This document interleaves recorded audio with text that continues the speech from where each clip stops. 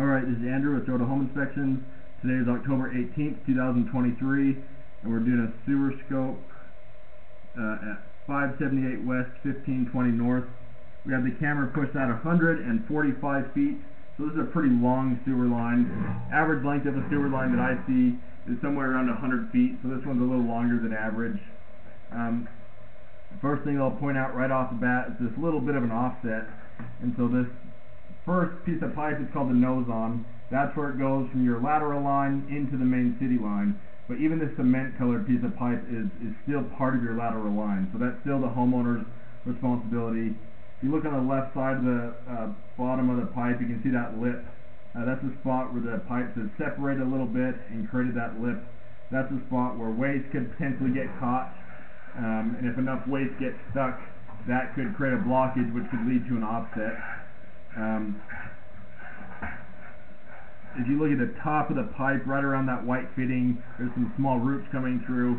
They don't look horrible now, but something that you want to be mindful of and eventually have cleaned out before they get big enough that it creates a blockage.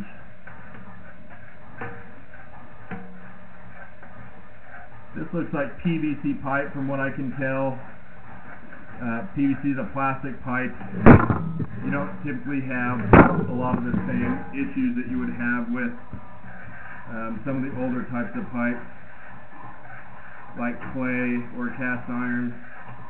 So PVC is good to have. One thing that I'm looking at as I pull it back is the grade. I'm not seeing any standing water, which is great. That indicates that you have proper grade.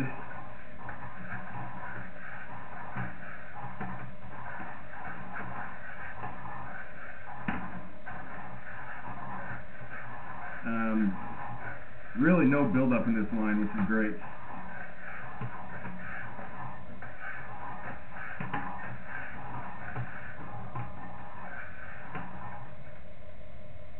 So as I started pushing my camera out, right off the bat, I'm going through a spot in the toilet where it's roughed in, or a spot in the basement rather, where it's roughed in for a toilet or a bathroom.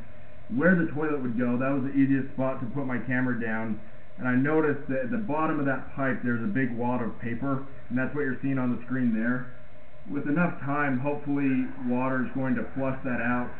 I've already been running some water. I mean, it's not stuck on anything. You know, it looks like it's made it 74 feet out so far, which is great. But hopefully that makes it all the way out and doesn't create a blockage. A lot of times people will put a big wad of paper in that rough in for the toilet so that sewer gases aren't coming up during construction, and then eventually they put the permanent rubber cap on it. But it looks like that wad of paper made its way to the bottom of the pipe where it just sat until I put my camera through and it pushed it out a little bit further.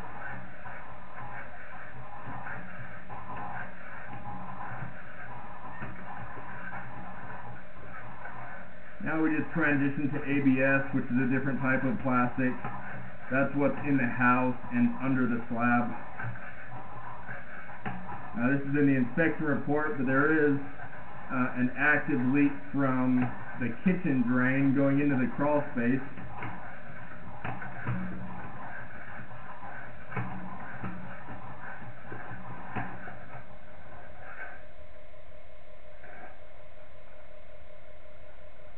A little bit more debris there.